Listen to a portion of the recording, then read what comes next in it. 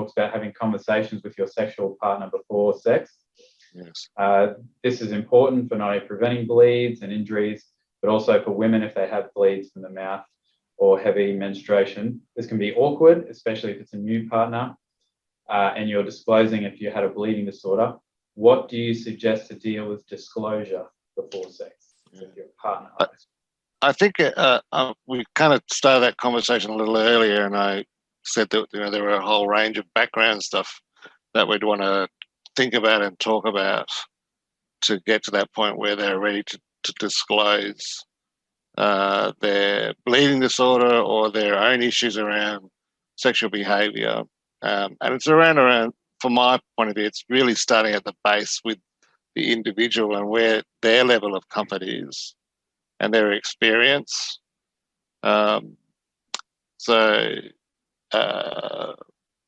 Thinking about your own ideas about what it is to be sexually active, around sexuality, and all these things would be part of the starting conversation, and then working towards practicing a script in their mind about who they're going to talk to this about safely, who and how they're going to frame these kind of statements.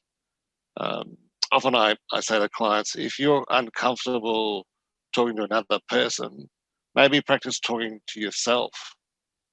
And I often say to them, get yourself in front of a mirror and look at the way you yourself respond to these topics you're going to talk about with another individual. If you can't talk to your own self about it, imagine how uncomfortable it may be to talk to your potential partner or your potential long-term relationship partner or whatever, or the one-night stand you might be thinking about having when you go out to the pub tonight or whatever, when we were allowed to go out to pubs, of course, in the old days, as it feels now.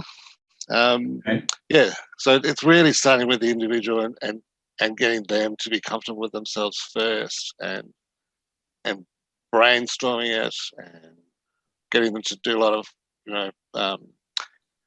removing the thing from their head to their heart and how they feel.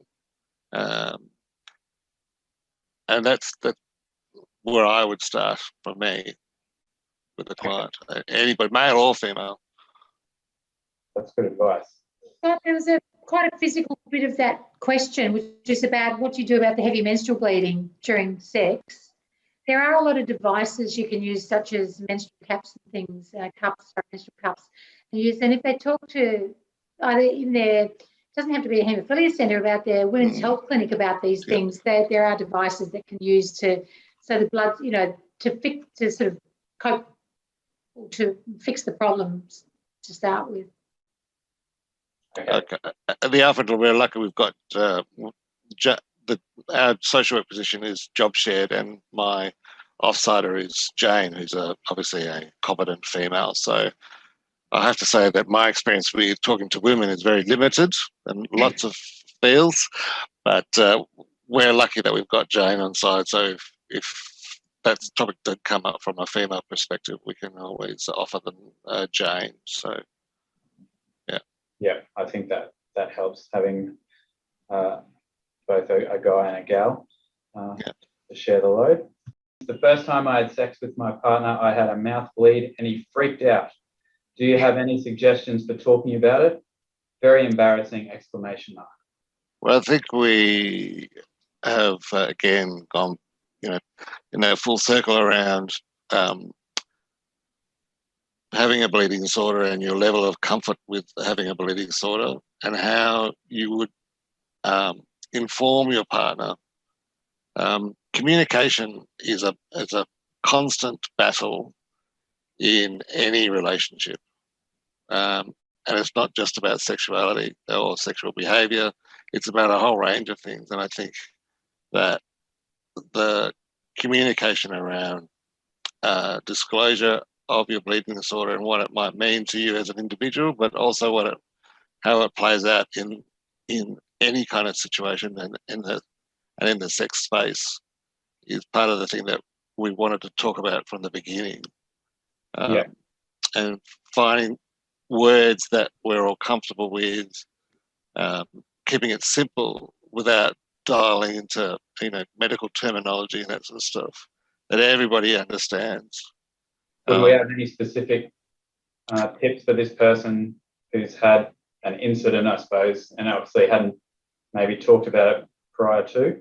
Well, probably to, I guess what Penny said before was also to talk to the medical team around these issues, and what treatment to be prepared for.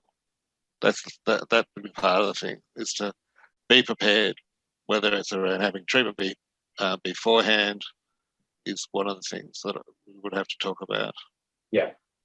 I think also it's about what's your experience of reacting to bleeding. So if you've been brought up in a household where mum's always gone, oh my God, you're bleeding. Oh my gosh, we've got to rush, oh my gosh, you're making a mess, you're bleeding. There are people around like that. Or it's like, oh, doll, you're having another bleed, let's go clean it up, move on. It's how you're going to react when you bleed. So you need to, if you're bleeding and it'd be embarrassing. I mean, it's so embarrassing, whatever, with, your partner for the first time. So you're embarrassed about a lot of other things too, but it's just like, oh, sorry, this is part of my bleeding disorder. I'm going to try and do something about it so it doesn't happen again. It's revolting, I know, but it's just the way it is. It's just, if you've got to be accepting of the bleeding disorder to portray confidence in what you're doing. Otherwise, because you think you don't want this person not to have a relationship with someone because of it.